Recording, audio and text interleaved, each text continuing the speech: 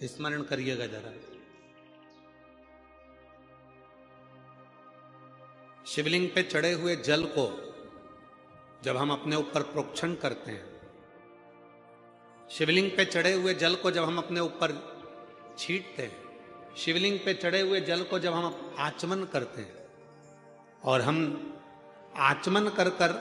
या प्रोक्षण कर कर अपने ऊपर छींट कर कहीं पर भी चले जाएं, किसी भी जगह पर चले जाएं, किसी से भी मिलने, किसी भी स्थान पर पहुंच जाएं, शिव महापुराण की कथा कहती है जब तक शंकर के शिवलिंग का जल तुम्हारे मस्तक पर चढ़ा रहता है, तुम्हारे कपड़े पर छुआ हुआ रहता है, तब तक तुम जिस जिस से मिलते हो सभी को गंगा के स्नान का पुण्य फल प्राप्त होता रहता।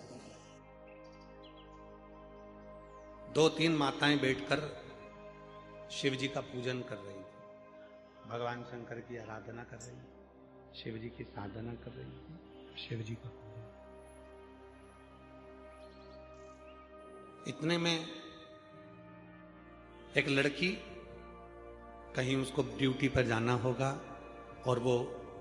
दूध का लोटा लेकर आ गई, और उसने दूध का लोटा लेकर आई और वो शंकर भगवान पे चढ़ा दी।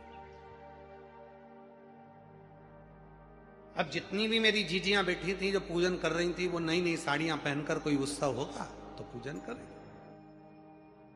अब वो जल चढ़ाया शंकर जी पे, और लड़की को जल्दी जाना था तो जल्दी से चढ़ाकर जो गई तो वो सारा दूध का जो छींटा था,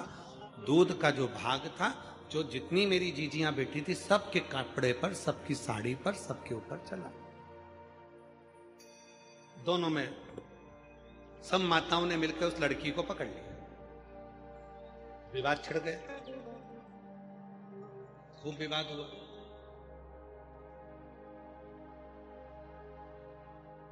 लड़की बोली मैंने जल दूध चढ़ाया, उसमें क्या गलती करी?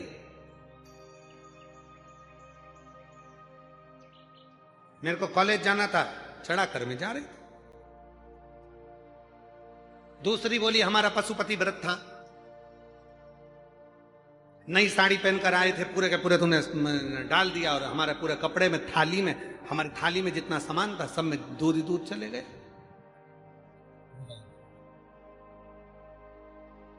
अब वो भी दोनों शंकर की भगत जो पूजन करने बैठी हैं वो भी, और जो जल चढ़ाकर दूध चढ़ाकर जा रही है वो भी, दोनों में झगड़ा हो गया। ये 4-5, वो अकेली। अब भी लगाओ फोन सीओर वाला महाराज को, पूछो क्या मैंने गलती करी। इधर से वो 5 बैठी थी, उनने भी फोन लगाया, उधर से वो अकेली ने भी फोन लगाया, सीओर फोन गया, सीओर से आशीष का नंबर लिया, आशीष को फोन लगाया, आशीष उस समय पर हमारे पास में नहीं था, उसने विकास महाराज को फोन लगाया, विकास महाराज भी उस समय हमारे पास नहीं थे, फिर उन्होंने सत्यम महाराज को फोन लगाया, सत्यम महाराज को फोन लगाया, फिर सत्यम महाराज हमारे पास में आकर बोले गुरुजी एक माताओं का थोड़ा सा विवाद छिड़ा, और उसमें थोड़ा सा दोनों की तरफ से फोन आ रहा है, पहले आप वो जो बैठकर पूजन कर रही हैं उनसे बात कर लो, फिर वो जो खड़े होकर जो दूध चढ़ाई उससे बात कर लो। विवाद चलो,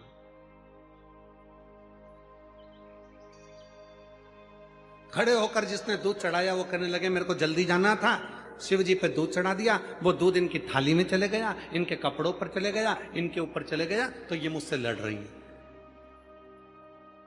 और जो नीचे बैठी थी वो कहने लगे हमारा थाली खराब कर दी, हमारा कपड़ा खराब कर दिया, हमारा पूरा अंग दूध में गीला कर दिया। अब हमने कहा तुम स्पीकर चालू करो, और स्पीकर चालू कर कर हमने कहा जितनी मेरी जीजियां बैठी हैं पूजन करने के लिए, अगर कोई ने दूध चढ़ाया है और वो चढ़ा हुआ दूध अगर देव अधिदेव महादेव का अपने शरीर पर आ जाता है, तो कुमार खंड में श्रीशैलम पर जब भगवान शंकर पहुंचे थे मां पार्वती को लेकर, और मां वीणा वादनी माता सरस्वती ने जब भगवान शंकर को दूध चढ़ाया था,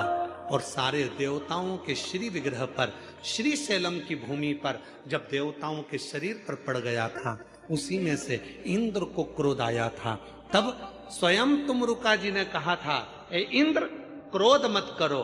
जब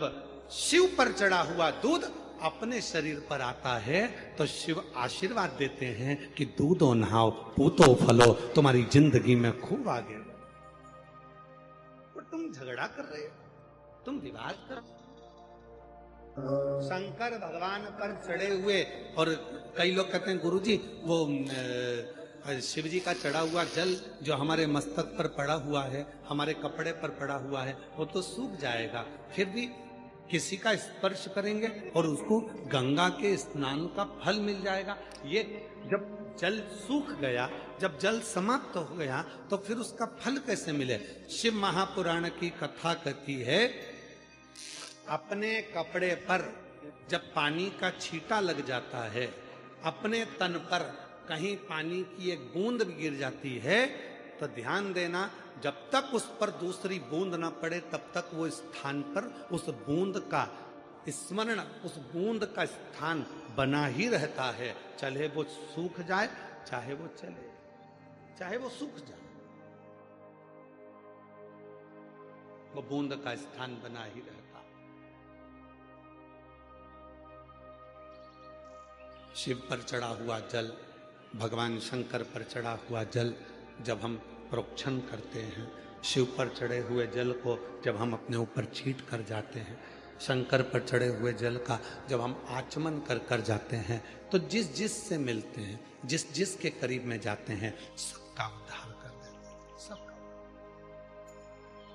सबका कल्याण।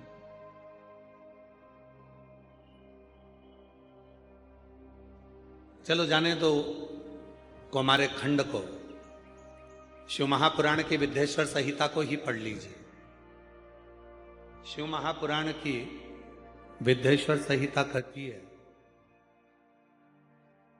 श्री शिवाय नमस्तुभ्यम या नमः शिवाय या ओम नमः शिवाय। जब हम आप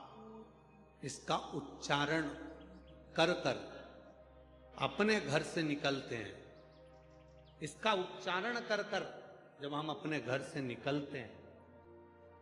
तो हमारे जीवन में जितने भी तकलीफें हमारे मार्ग में आने वाली होती है, केवल इन मंत्रों के उच्चारण से वो मार्ग सुलभ होता चले जाता है और हम अपनी मंजिल तक पहुंच जाते हैं।